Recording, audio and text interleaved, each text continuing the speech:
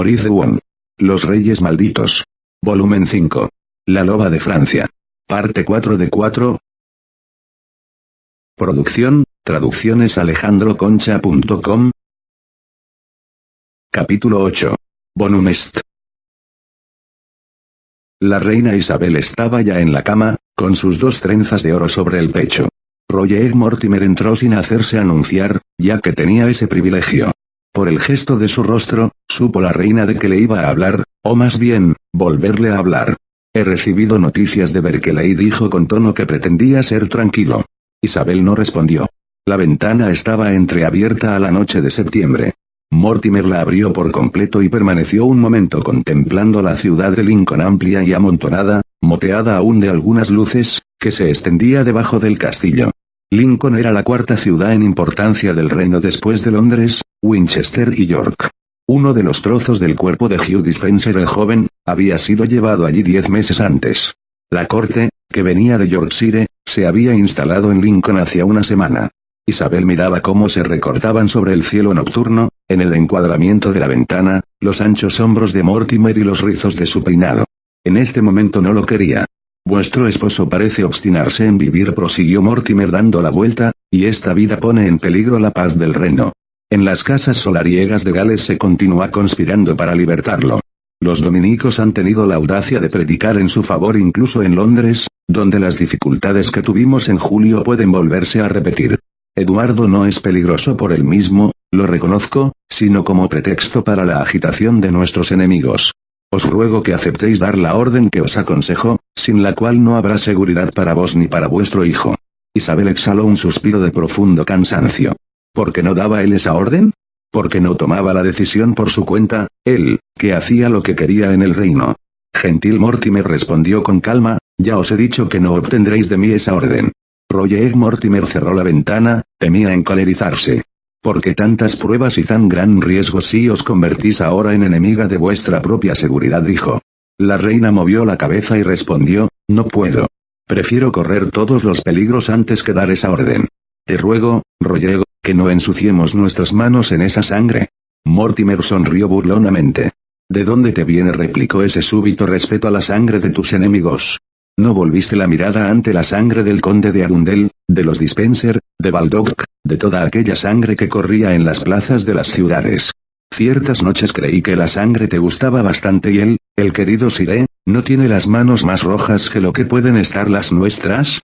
¿No hubiera derramado mi sangre y la tuya si nos hubiéramos dejado apresar? No se puede ser rey, Isabel, ni reina, si se tiene miedo de la sangre. Si así es, hay que retirarse a un convento, bajo el velo de monja, y no tener amor ni poder. Por un momento se enfrentaron con la mirada.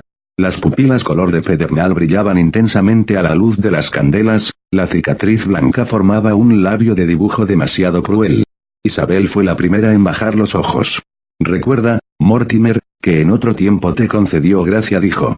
Ahora debe de pensar que si no hubiera cedido a las súplicas de los varones, de los obispos, y a las mías, y te hubiera hecho decapitar como ordenó hacer con Thomas de Lancaster. Sí, me acuerdo, y no querría sentir un día pesares semejantes a los suyos. Esta compasión que le tienes la encuentro muy extraña y obstinada. Hizo una pausa. ¿Lo quieres aún?, añadió. No encuentro otra razón. La reina se encogió de hombros. ¿Entonces es por eso? ¿Para que te dé una prueba más? ¿No se extinguirá jamás en ti ese furor de celoso? ¿No te he demostrado bastante delante de todo el reino de Francia, del de Inglaterra, y delante de mi propio hijo, que no había en mi corazón otro amor que el tuyo? ¿Qué quieres que haga todavía? Lo que te pido, y nada más. Pero ya veo que no quieres decidirte. Veo que la cruz que te hiciste en el corazón, delante de mí, y que nos debía aliar en todo, dándonos una sola voluntad, no era para ti más que un simulacro. Veo bien que el inexorable destino me ha hecho depositar la fe en una criatura débil. Sí, un celoso, eso era. A pesar de ser regente, todopoderoso, el que daba los empleos, gobernaba al joven rey, vivía conyugalmente con la reina, y esto ante los ojos de todos los varones, Mortimer seguía celoso. Pero está completamente equivocado al serlo, pensó de pronto Isabel. Porque el peligro de los celos consiste en obligar al que es objeto de ellos a buscar en sí mismo si no hay motivo para los reproches que se le dirigen. Así se aclaran ciertos sentimientos a los que no se había tomado en consideración. Qué extraño era eso. Isabel estaba segura de odiar a Eduardo todo lo que podía, no pensaba en él más que con desprecio, disgusto y rencor y sin embargo, el recuerdo de los anillos cambiados, la coronación, las maternidades, los recuerdos que ella conservaba no de él, sino de ella misma, el simple recuerdo de haber creído que lo quería, todo ello la retenía ahora. Le parecía imposible ordenar la muerte del padre de los hijos que ella había puesto en el mundo. Y me llaman la loba de Francia. El santo nunca es tan santo, ni el cruel tan cruel como se cree. Además, Eduardo, aún caído, era rey. Aún desposeído, despojado y encarcelado seguía siendo persona real, e Isabel era reina y formada para serlo. Durante su infancia había tenido el ejemplo de la verdadera majestad real encarnada en un hombre que por la sangre y la consagración, se veía por encima de los demás, y como tal se había hecho reconocer. Atentar contra la vida de un súbdito, aunque fuera el señor más grande del reino, no era nunca un crimen, pero el acto de suprimir una vida real comportaba un sacrilegio, y la negación del carácter sacro, divino, del que estaban investidos los soberanos y eso, Mortimer, tú no puedes comprenderlo, porque no eres rey, ni has nacido rey. Isabel se dio cuenta demasiado tarde de que había expresado su pensamiento en voz alta. El barón de las Marcas, el compañero de Guillermo el Conquistador, el gran juez del país de Gales, sintió duramente el golpe. Retrocedió 2 pasos, se inclinó. No creo que haya sido un rey, señora, quien os ha devuelto vuestro reino, pero parece que es perder el tiempo esperar que lo reconozcáis, como también que recordéis que desciendo de los reyes de Dinamarca que no se avergonzaron de dar una de sus hijas a mi abuelo el primer Roger Mortimer. Mis esfuerzos tienen poco mérito para vos. Dejad, pues, a vuestros enemigos liberar a vuestro real esposo, o id vos misma a darle la libertad con vuestras propias manos. Vuestro poderoso hermano de Francia no dejará de protegeros como lo hizo cuando huisteis hacia Hainaut, sostenida por mí en vuestra silla. Mortimer, como no es rey, y su vida no está protegida contra una desventura de la suerte, se va, señora, a buscar refugio en otra parte antes de que sea demasiado tarde, fuera de un reino donde la reina le ama tan poco, que cree que ya nada puede hacer en él y salió.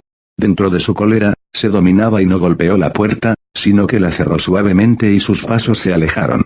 Isabel conocía bastante al orgulloso Mortimer para saber que no volvería.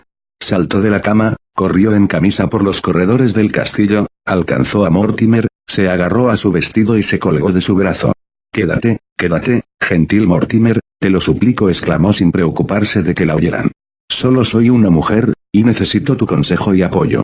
Quédate, por favor, y haz lo que quieras. Lloraba apoyada, acurrucada sobre aquel pecho, sobre aquel corazón sin el que no podía vivir. Yo quiero lo que tú quieras, repitió. Los servidores, atraídos por el ruido, fueron apareciendo, y enseguida se ocultaron, turbados por ser testigos de esta querella de amantes. ¿De veras quieres lo que yo quiero?, preguntó, tomando entre sus manos la cara de la reina. Entonces, guardias, gritó. Que vayan a buscar enseguida a Monseñor Orletón. La relación entre Mortimer y Orletón se había enfriado desde hacía meses por una razón absurda, el obispado de Worcester, que el prelado se había hecho adjudicar por el Papa, mientras Mortimer prometía el consentimiento del rey a otro candidato. Si Mortimer hubiera sabido que su amigo deseaba ese obispado. Pero ahora ya había dado la palabra y no podía desdecirse. El Parlamento, en York, tomando cartas en el asunto, había confiscado las rentas del obispado de Worcester. Orletón, que ya no era obispo de Hereford y tampoco lo era de Worcester, consideraba gran ingratitud esa conducta de un hombre a quien había hecho huir de la torre. El asunto seguía debatiéndose y Orletón acompañaba a la corte en sus desplazamientos. Mortimer acabará por necesitarme un día, se decía, y entonces cederá. Ese día, o más bien esa noche, había llegado. Orletón lo comprendió en cuanto entró en la habitación de la reina. Isabel, que se había vuelto a la cama, conservaba en el rostro la huella de su llanto, y Mortimer se paseaba a gran zancadas alrededor del lecho. Para que se turbaran tan poco delante del prelado era necesario que el asunto fuera grave. Nuestra señora la reina, dijo Mortimer, considera con razón, a causa de las intrigas que sabéis, que la vida de su esposo pone en peligro la paz del reino, y se inquieta de que Dios tarde tanto en llamarlo a su lado. Adam Orletón miró a Isabel, esta a Mortimer y luego al obispo, e hizo un signo de asentimiento. Orletón sonrió brevemente, no con crueldad, ni siquiera con ironía, sino más bien con una expresión de púdica tristeza, y dijo, Nuestra Señora la Reina se encuentra ante el grave problema que se plantea siempre a los que tienen la carga de los estados. Es preciso, para no destruir una sola vida, ¿Arriesgarla de muchos? Mortimer se volvió hacia Isabel. Ya lo oís. Estaba muy satisfecho del apoyo que le prestaba el obispo, y solo lamentaba no haber encontrado él este argumento. Se trata de la salvaguardia de los pueblos, prosiguió Orletón, y a nosotros los obispos se nos llama para que esclarezcamos la voluntad divina. Cierto es que el Evangelio nos prohíbe adelantar el final de nadie. Pero los reyes no son hombres corrientes y ellos mismos se exceptúan de los mandamientos cuando condenan a muerte a sus súbditos. Creía, sin embargo, milord, que los guardias que habíais puesto alrededor del rey caído os iban a evitar plantearos esta cuestión. Parece que los guardias han agotado todos los recursos, respondió Mortimer, y no actuarán si no reciben instrucciones por escrito. Orletón movió la cabeza pero no respondió. Pero una orden escrita, prosiguió Mortimer, puede caer en manos distintas a las que va destinada, puede incluso volverse en contra de los que la han dado. ¿Me comprendéis? Orletón sonrió de nuevo. ¿Lo tomaba por bobo? En otras palabras, milord, dijo, vos queréis enviar la orden y no enviarla. Querría enviar una orden que fuera clara para los que deben entenderla y oscura para los que deben ignorarla. Eso es lo que quiero consultar con vos, que sois hombre de recursos, si es que consentís en prestarme vuestra ayuda. ¿Y le pedís eso, milord, a un pobre obispo que ni siquiera tiene sede, ni diócesis donde plantar su báculo? Esta vez le tocó sonreír a Mortimer. Vamos, milord Orletón, no hablemos más de esas cosas. Ya sabéis que me habéis hecho enfadar mucho. Con solo que me hubierais dicho lo que deseabais. Sin embargo, ya que lo ansiáis tanto, no me opondré. Tendréis a Worcester, os doy mi palabra. Lo arreglaré con el Parlamento. Ya sabéis que sois siempre mi amigo. El obispo movió la cabeza. Sí, lo sabía, a pesar de la querella reciente, su amistad con Mortimer no había cambiado nada, y bastaba que se vieran juntos para darse cuenta de ello. Estaban ligados por demasiados recuerdos, demasiadas complicidades y una especie de mutua admiración. Esa misma noche, en la dificultad en que se encontraba Mortimer después de haber arrancado a la reina su consentimiento esperado desde hacía largo tiempo, ¿a quién había recurrido? Al obispo de hombros caídos, de paso de pato, de vista cansada por el estudio. Eran tan amigos que se habían olvidado de la reina, que los observaba con sus gran ojos azules y se sentía mal. Fue vuestro hermoso sermón do Leo Caput Meum, que nadie ha olvidado, lo que permitió derribar al mal rey, dijo Mortimer, y fuisteis también vos quien obtuvo su abdicación. Volví a la gratitud. Orletón se inclinó ante los cumplidos. ¿Queréis, pues, que vaya hasta el fin de la tarea?, dijo. En la habitación había una mesa de escribir, plumas y papel. Orletón pidió un cuchillo ya que solo podía escribir con una pluma tajada por él mismo. Eso le ayudaba a reflexionar. Mortimer respetó su meditación. No hay necesidad de que la orden sea larga, dijo Orletón al cabo de un momento. Miraba con aire divertido, se veía claro que había olvidado que se trataba de la vida de un hombre, experimentaba un sentimiento de orgullo, una satisfacción de letrado que acaba de resolver un difícil problema de redacción. Acercó los ojos a la mesa, trazó una sola frase, extendió por encima los polvos para secar y entregó la hoja a Mortimer diciendo, incluso acepto sellar esta carta con mi propio sello, si vos o Nuestra Señora la Reina consideráis que no debéis de poner los vuestros. La verdad, parecía contento de sí mismo. Mortimer acercó una candela, la carta estaba en latín. Leyó lentamente, Eduardum occidere nolite timere bonum est. Reflexionó un momento, luego, volviéndose al obispo, dijo, Eduardum occidere, eso lo entiendo, nolite, no queráis timere, temer bonum est es bueno. Orletón sonreía y Mortimer preguntó, hay que entender, no matéis a Eduardo, temer es bueno, o bien no temáis matar a Eduardo, ¿es buena cosa? ¿Dónde está la coma? No hay coma, respondió Orletón. La voluntad de Dios se manifestará por la comprensión de quien reciba la carta, pero ¿a quién se le puede hacer algún reproche por la carta en sí? Mortimer quedó perplejo. Lo que ignoro es si Maltravers y Gournay entienden el latín, dijo. El hermano Guillermo que pusisteis al lado de ellos, lo entiende bastante bien. Además, el mensajero podrá transmitir verbalmente, pero solo verbalmente, que cualquier acción derivada de esta orden no deberá dejar huellas. ¿Y estáis dispuesto de verdad a poner vuestro sello en la carta?, preguntó Mortimer. Lo haré, dijo Orletón. Verdaderamente era un buen compañero. Mortimer lo acompañó hasta el pie de la escalera, y volvió a subir a la habitación de la reina. Gentil Mortimer, le dijo Isabel, no me dejéis dormir sola esta noche. La noche de septiembre no era tan fría para que ella tiritase tanto. Capítulo 9. El hierro al rojo. Comparado con las desmesuradas fortalezas de Kenilworth o de Corfe, Berkeley puede ser considerado como un pequeño castillo. Sus rosadas piedras, sus humanas dimensiones, no lo hacen espantoso en manera alguna. Comunica directamente con el cementerio que rodea a la iglesia, donde las losas, en unos años, se cubren de un pequeño musgo verde, fino como tejido de seda. 40. El castillo de Berkeley es una de las 4 fortalezas normandas que se salvaron del desmantelamiento general ordenado por Cromwell y es, probablemente, la más vieja residencia habitada de Inglaterra. Los actuales propietarios siguen siendo los Berkeley, descendientes de Thomas Berkeley y de Margarita Mortimer. Thomas de Berkeley era un bravo joven, sin intenciones aviesas con respecto a sus semejantes. Sin embargo, no tenía motivo de mostrarse excesivamente amable con el antiguo rey Eduardo II, que lo había tenido 4 años en prisión, en compañía de su padre Mauricio de Berkeley, quien murió durante su detención. Por lo contrario, tenía todas las razones para ser devoto de su poderoso suegro Roger Mortimer, con cuya hija mayor había casado en 1320, a quien había seguido a la rebelión de 1322 y por quien había sido liberado el año anterior. Thomas recibía la considerable suma de 100 shillings diarios por la guarda y albergue del rey caído. Ni su mujer Margarita Mortimer ni su hermana Eva, esposa de Maltravers, eran malas personas. Eduardo II hubiera encontrado su estancia aceptable si solo hubiera estado atendido por la familia Berkeley. Para su desgracia, estaban también los 3 atormentadores, Maltravers, Gournay y el barbero Oley. Estos no daban respiro al antiguo rey, tenían gran imaginación para la crueldad, y entre ellos se había establecido una especie de competición, ¿quién haría más refinado el suplicio? Maltravers tuvo la idea de instalar a Eduardo en el interior de una torre albarrana, en un reducto circular de unos pies de diámetro, cuyo centro estaba ocupado por un antiguo pozo, seco ahora y sin brocal. Bastaba un falso movimiento para que el prisionero cayera a este profundo agujero. Eduardo tenía que estar en constante atención, y este hombre de 44 años, que ahora aparentaba más de 60, permanecía echado sobre una brazada de paja, pegado el cuerpo a la pared, donde no se desplazaba más que reptando, y si se amodorraba se despertaba enseguida, bañado en sudor, temiendo haberse acercado al vacío. A este suplicio del miedo, Gournay había añadido el de dolor.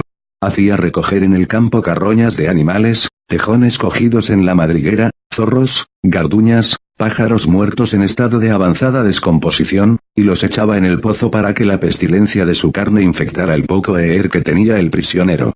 Buena caza para el cretino, decían los 3 verdugos todas las mañanas cuando traían su carga de animales muertos. También ellos percibían el olor, ya que estaban, por turno, en una pequeña pieza en lo alto de la escalera de la torre, pieza que dominaba el reducto donde iba consumiéndose el rey.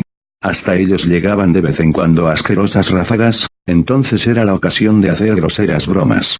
«Lo que puede llegar a oler un pastel», exclamaban batiendo los cubiletes de los dados y bebiendo vaso tras vaso de cerveza. El día que le llegó la carta de Orletón conferenciaron largamente. El hermano Guillermo le tradujo la misiva, sin tener la menor duda sobre su verdadero significado, pero haciéndoles apreciar la vil ambigüedad de la redacción.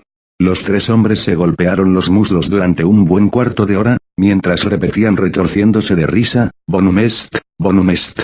El jinete que le había llevado la carta repitió fielmente su mensaje oral, sino ellas. Sobre esto se consultaban. «La verdad es que tienen extrañas exigencias esa gente de la corte, obispos y demás lores», dijo Maltravers. «Mandan matar y que no se vea. ¿Cómo proceder? El veneno dejaba el cuerpo negro, además, había que obtenerlo de gente que podía hablar. ¿Estrangulación? La señal del lazo queda en el cuello, y la cara queda azulada». Fue Ogle, antiguo barbero de la Torre de Londres, a quien se le ocurrió la genialidad. Thomas Gournay aportó al plan algunas mejoras y Maltravers se rió de buena gana mostrando los dientes y hasta las encías. «Será castigado por donde ha pecado», exclamó. La idea le parecía concebida con gran astucia. «Tendremos que ser 4 para eso», dijo Gournay. «Berkeley habrá de echarnos una mano». «Ah, ya sabes cómo es mi cuñado Thomas», respondió Maltravers. «Cobra sus 5 libras diarias, pero tiene el corazón sensible. Nos sería más molesto que útil. El gordo Towerle nos ayudará de buen grado si se le promete una buena bolsa», dijo Ogle. «Además es tan bestia que, aunque hable, nadie le creerá». Esperaron a la noche. Gournay hizo preparar en la cocina una excelente cena para el prisionero, pastel blando, pájaros asados y una cola de buey en salsa. Eduardo no había comido tan bien desde su estancia en Kenilworth con su primo Cuello Torcido. Se asombró, un poco inquieto al principio y después reconfortado, por aquella desacostumbrada comida. En lugar de echarle la escudilla que él tenía que colocar al borde del pozo maloliente, lo instalaron en una pequeña pieza contigua, sobre un escabel, lo que parecía un lujo extraordinario, y comió con placer aquellas viandas cuyo gusto casi había olvidado. Le sirvieron también vino, un buen vino clarete que Thomas de Berkeley hacía traer de Aquitania. Los 3 carceleros asistían a esta comida y se hacían pequeños guiños. Ni siquiera tendrá tiempo de digerirla, susurró Maltravers a Gurney. El coloso Towerley, plantado en la puerta, la obstruía completamente. Se encuentra uno mejor ahora, ¿verdad, milord?, dijo Gurney cuando el viejo rey terminó la comida. Ahora te vamos a llevar a una buena habitación donde encontrarás un lecho de plumas. El prisionero de la cabeza rapada y larga mandíbula miró a sus guardias con sorpresa. ¿Habéis recibido nuevas órdenes?, preguntó. Su tono estaba lleno de temerosa humildad. Sí, claro, hemos recibido órdenes y te vamos a tratar bien, Milo, respondió Maltravers. Te hemos puesto fuego en donde vas a dormir porque por las noches comienza a refrescar, ¿verdad, Gurney? Es debido a la estación, estamos ya a finales de septiembre. Hicieron bajar al rey por la estrecha escalera, atravesar el patio con hierba y subir al otro lado de la muralla. Sus carceleros no habían mentido, había una habitación, no una habitación de palacio, pero sí una buena pieza, limpia y caliente, con una cama y un grueso colchón de plumas, y una especie de brasero lleno de tizones ardiendo. Casi hacía demasiado calor. El vino, el calor. El rey caído sentía que le bailaba un poco la cabeza. Bastaba, pues, una buena comida para que volviera la esperanza. Pero ¿cuáles eran las nuevas órdenes y por qué lo trataban con tan repentinas consideraciones? Tal vez una revuelta en el reino, Mortimer caído en desgracia. O simplemente que el joven rey se había inquietado por la suerte de su padre y había mandado que lo trataran en forma más humana. Pero aunque hubiera habido una revuelta, aunque todo el pueblo se hubiera levantado en su favor, Eduardo no aceptaría recuperar el trono, ya que así lo había jurado ante Dios. Porque, si fuera rey de nuevo, comenzaría a cometer faltas otra vez, no estaba hecho para reinar. Lo único que deseaba era un tranquilo convento, pasearse por un hermoso jardín, que le sirvieran platos a su gusto, y rezar también, y se dejaría crecer la barba y el cabello, a no ser que se hiciera monje. Qué negligencia e ingratitud no agradecer al Creador estas simples cosas que bastan para hacer agradable la vida, sabroso alimento, habitación caliente. Había un atizador en el brasero. Túmbate, milord. La cama es buena, ya verás, Gurney, y en efecto, el colchón era blando. Qué placer, encontrar de nuevo una buena cama. Pero ¿por qué se quedaban allí los 3 hombres? Maltravers estaba sentado en un escabel, colgándole el cabello sobre las orejas, las manos entre las rodillas y miraba al rey. Gurney atizaba el fuego. El barbero Aukel tenía en la mano un cuerno de buey y una pequeña sierra. Duerme, Sir Eduardo, no te ocupes de nosotros, vamos a trabajar, insistió Gurney. ¿Qué haces, Aukel?, preguntó el rey. ¿Tallas un cuerno para beber? No, milord, no para beber. Tallo un cuerno y nada más. Luego se volvió hacia Gurney, señaló con la uña del pulgar un lugar del cuerno y dijo, creo que es bastante largo. ¿No os parece? Gurney, el de rostro de cerda, miró por encima del hombro y respondió, sí, creo que está bien. Bonumesti se puso a soplar el fuego. La sierra chirriaba sobre el cuerno de buey. Cuando quedó dividido, el barbero tendió la parte afilada de Gurney, quien la examinó y hundió en ella el atizador al rojo. Un acre olor apestó de pronto la pieza. El atizador surgió por la punta quemada del cuerno. Gurney lo volvió a poner en el fuego. ¿Cómo querían que durmiera el rey con todo ese trajín? ¿Lo habían apartado del pozo de las carroñas para que oliera el cuerno quemado? De repente Maltravers, que continuaba sentado mirando a Eduardo, le preguntó, ¿tenía tu dispenser, a quien tanto querías, el miembro sólido? Los otros 2 se morían de risa al oír este nombre. Eduardo sintió como si le desgarraran las entrañas y comprendió que lo iban a ejecutar enseguida. Se aprestaban a darle la misma atroz muerte que a Hugh el joven. ¿Vais a hacer eso? ¿Vais a matarme?, exclamó incorporándose de pronto en la cama. ¿Matarte nosotros, Sir Eduardo?, dijo Gurney sin volverse siquiera. ¿Quién te ha dicho esto? Nosotros tenemos órdenes. Bonumest. Vamos, acuéstate, dijo Maltravers. Pero Eduardo no se acostó.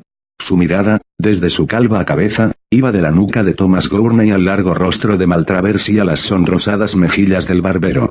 Gurnai sacó del fuego el atizador y examinó la extremidad incandescente. Tower le llamó. La mesa.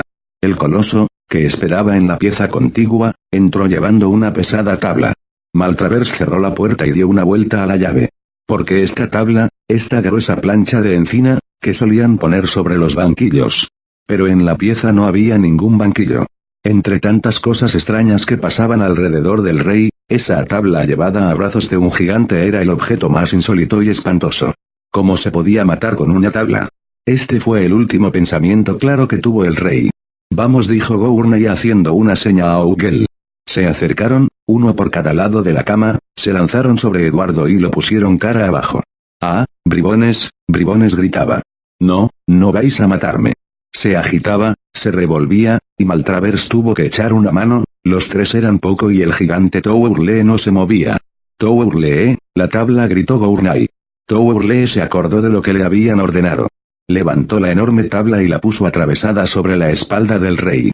Gurnai le bajó las bragas al prisionero, que se desgarraron de tan usadas como estaban. Era grotesco y miserable descubrir de esta forma el trasero del rey, pero los asesinos no estaban ahora para risas. El rey, medio atontado por el golpe y ahogándose bajo la madera que lo hundía en el colchón, se resistía, pataleaba. ¿Cuánta energía tenía aún? Towerle, sujétale los tobillos. No, así no, separados, ordenó Gurnai. El rey consiguió sacar la nuca de debajo de la plancha, y volvió la cara de lado para tomar un poco de aire. Maltravers le apretó la cabeza con las dos manos. Gurnai agarró el atizador, y dijo, métele el cuerno ahora, Ougel. El rey Eduardo tuvo una contorsión violenta, desesperada, cuando el hierro al rojo le penetró en las entrañas, el alarido que lanzó atravesó los muros de la torre, pasó por encima de las losas del cementerio y despertó a la gente del burgo, y los que oyeron aquel largo, lúgubre y espantoso grito tuvieron en el mismo instante la seguridad de que acababan de asesinar al rey. A la mañana siguiente, los habitantes de Berkeley subieron al castillo para informarse. Le dijeron que, en efecto, el antiguo rey había fallecido repentinamente durante la noche lanzando un estentóreo grito. Venid a verlo, sí, acercaos, decían Maltravers y Gurnai a los notables y al clero. Ahora lo vamos a amortajar, entrad, todo el mundo puede entrar, y la gente del burgo comprobó que no había ninguna señal de golpe, llaga o herida en aquel cuerpo que iban a lavar y al que nadie intentaba esconder. Thomas Gurnai y Juan Maltravers se miraban, había sido una brillante idea eso de meter el atizador a través del cuerno de buey, verdaderamente un asesinato sin huellas, en ese tiempo tan fecundo en materia de asesinatos, podían enorgullecerse de haber descubierto un método perfecto. Únicamente le inquietaba la súbita e inopinada partida de Thomas de Berkeley, antes del alba, con el pretexto, según había hecho decir por su mujer, de un asunto en otro castillo, y luego ese Towerle, el coloso de cabeza pequeña, que refugiado en el establo y echado en el suelo, lloraba desde hacía varias horas. Gurnai partió a caballo el mismo día hacia Nottingham, donde se encontraba la reina, para anunciarle la muerte de su esposo. Thomas de Berkeley estuvo ausente durante una buena semana, y se dejó ver en varios lugares de los contornos, para acreditar que no se hallaba en su castillo en el momento de la muerte. Al regresar, tuvo la desagradable sorpresa de encontrar todavía el cadáver. Ningún monasterio de los alrededores había querido cargar con él, y Berkeley tuvo que guardar el cadáver en el ataúd durante un mes. Por lo cual siguió cobrando sus 100 shillings diarios. Ahora todo el reino conocía la muerte del antiguo soberano, extraños relatos, que no se apartaban mucho de la verdad, circulaban a este respecto, y se decía que el asesinato no llevaría felicidad a los que lo habían realizado, ni, por muy altos que estuvieran, a los que lo habían ordenado. Por fin, un abad fue a hacerse cargo del cuerpo en nombre del obispo de Gloucester, que aceptó recibirlo en su catedral. Los restos del rey Eduardo II fueron puestos en una carreta cubierta con una tela negra. Thomas de Berkeley y su familia los acompañaron, y la gente de los aledaños siguieron en cortejo. A cada alto que hizo el convoy de milla en milla, los campesinos plantaron una encina. Han pasado 600 años, y algunas de estas encinas continúan en pie y proyectan su negra sombra sobre la ruta que va de Berkeley a Gloucester. Maurice de Won. Los Reyes Malditos. Volumen 5. La Loba de Francia. Parte 4 de 4. Fin del libro. Producción, traducciones alejandroconcha.com